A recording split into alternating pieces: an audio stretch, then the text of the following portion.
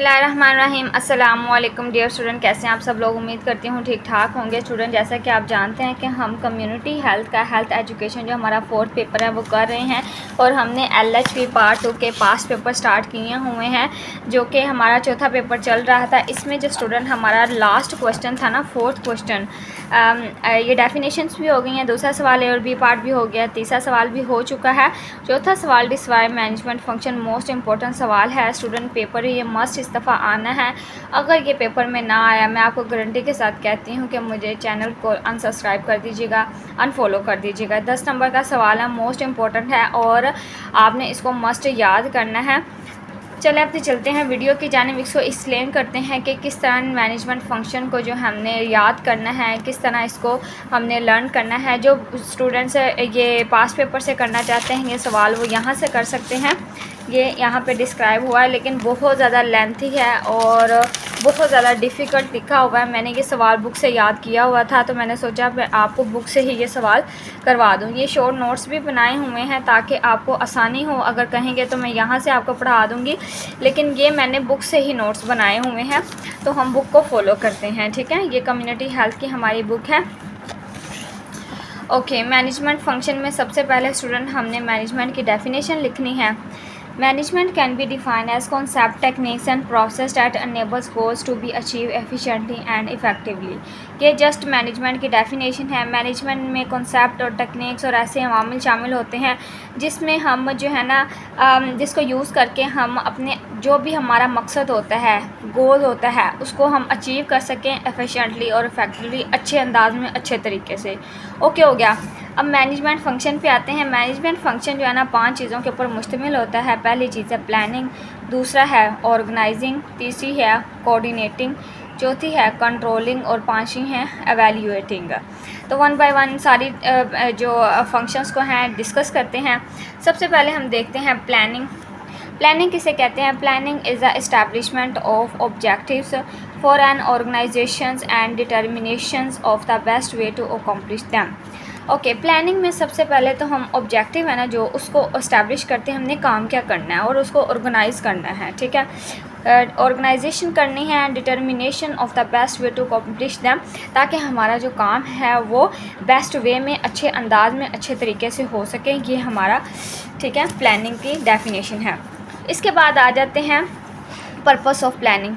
Planning के कुछ purpose हैं, जिसमें फ़र्स्ट ऑफ ऑल पे आ जाता है जी टू मिनिमाइज़ द रिस्क, यानी जो भी ख़तरात हैं उसको मिनिमाइज़ करना, अनसर्टेनिटीज़ को रिड्यूस करना, ताकि हमारी degree of organizational success increase हो सके। ठीक है, इसके अलावा ऑर्गेनाइजेशन रीच में जो है वो हेल्प आउट मिलती है, ताकि जो हमारा ऑब्जेक्टिव है, हमारा जो मकसद है, वो हमें अच्छे तरीके से मिल सके। ठीक है, हासिल हो सके। दूसरा पॉइंट है स्टूडेंट ऑर्गेनाइजिंग। ऑर्गेनाइजिंग से मुराद है तरतीब देना। ठीक है, organising is the function of management which involves the arrangement of component job। ठीक है, जो भी हमारे जॉब के कंपोनेंट है, लफ्ज़ से ज़ाहिर हो रहा है ऑर्गेनाइज़ करना है। ठीक है, प्लानिंग में हमने प्लान किया है कि किस तरह ऑर्गेनाइजेशन करनी है। ठीक है, ऑर्गेनाइजिंग में हमने जॉब के जो कंपोनेंट है ना, उसको हमने क्या करना है, अरेंज करना है, तरतीब देना है कि कौन सा काम किसने करना है और कैसे कैसे करना है। ओके हो गया।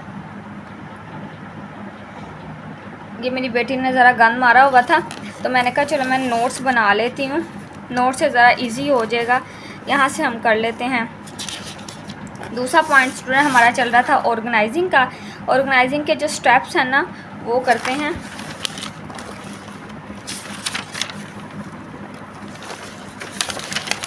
ओके, ये है ऑर्गेनाइजिंग। ठीक है, स्टेप इन ऑर्गेनाइजिंग में सबसे पहले आ जाता है ग्रुपिंग।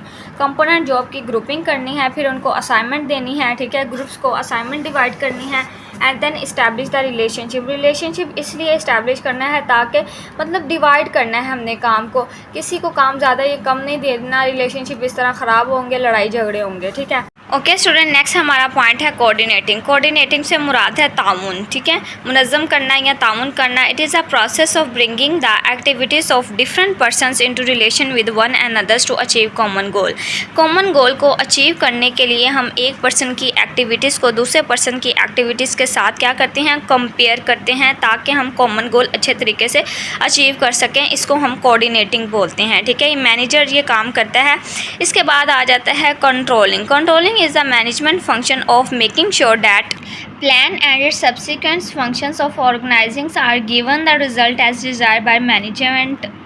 कंट्रोलिंग से मुराद है कि जो मैनेजमेंट की डिज़ायर है, मैनेजमेंट वो जो चाहता है, जो रिज़ल्ट वो चाहता है, क्या ऑर्गेनाइजिंग फंक्शन उसी तरह और उसके प्लान उसी तरह, सब्सिक्वेंट फंक्शन उसी तरह सारे इंजाम हो रहे हैं या नहीं हो रहे। स्टेप ऑफ कंट्रोलिंग में आ जाता है, 3 स्टेप हैं इसमें। इस्टेब्लिश द स्टैंडर्ड, सबसे पहले हमने स्टैंडर्ड को इस्टेब्लिश करना है। मेजरमेंट ऑफ परफॉर्मेंस, परफॉर्मेंस जो भी हर बंदा कर रहा है, जो भी काम सारे इंजाम दे रहा है, उसको मेजर करना है, वो किस तरह कर रहा है। तीसरा पॉइंट है correcting deviations from the standard and plan. Standard और प्लान से हमने उस तमाम प्रॉब्लम्स को जो है ना करेक्ट करना है। डेविएशंस के जो प्रॉब्लम्स है ना, ठीक है, उनको करेक्ट करना है। नाउ स्टूडेंट, हमारा ये जो लास्ट पॉइंट है एवेल्यूएटिंग, तशखीस करना या रिज़ल्ट निकालना। Evaluating is one of the task that manager does. ये ऐसा काम है जो कि मैनेजर करता है। एवेल्यूएटिंग जो है वो मैनेजर करेगा। इट इज़ आ जजमेंट, ठीक है, ये जजमेंट होती है बेस्ड ऑन ऑब्जर्वेशन और एग्जामिनेशन। और किसके ऊपर बेस करती है, एग्जामिनेशन और ऑब्जर्वेशन के ऊपर ये बेस करती है। एवेल्यूएटिंग में कितने स्टेप हैं, कलेक्टिंग द इंफॉर्मेशन, सबसे पहले जो है सारी इन्फॉर्मेशन मालूमात को कलेक्ट करना है, उसको कंपेयर करना है, ठीक है। Compare the result with target of objective, से हमारा जो ऑब्जेक्टिव है, हमारा जो काम है, उसका क्या टारगेट है, उसके साथ उसके रिज़ल्ट को कंपेयर करना है। तीसरा आ जाता है judging what the target are achieved, यानी जो हमने टारगेट अचीव करना था, क्या वो अचीव हो चुका है, उसको हमने जज करना है। तो इस तरह हमारे जो 5 फंक्शन हैं मैनेजमेंट के, वो कंप्लीट होते हैं। या आपने लास्ट में मस्ट बी डेफिनेशन करनी है, फिर उसके बाद जो है इसके ये पॉइंट्स याद करके उसको एक्सप्लेन करना है। प्लानिंग का पर्पस, ऑर्गेनाइजिंग के स्टेप, कोऑर्डिनेटिंग के स्टेप्स, कंट्रोलिंग के स्टेप, एवेल्यूएटिंग के 2-3 स्टेप हैं, ये भी लाजमी याद करने हैं ताकि आपको अच्छे नंबर मिल सके। Thank you so much for watching my video. इस सवाल में से अगर आपका कोई भी पॉइंट है, किसी चीज़ के समझ नहीं आए, तो आप दोबारा से कमेंट्स में जाके पूछ सकते हैं। नेक्स्ट वीडियो तक के लिए अल्लाह हाफिज़।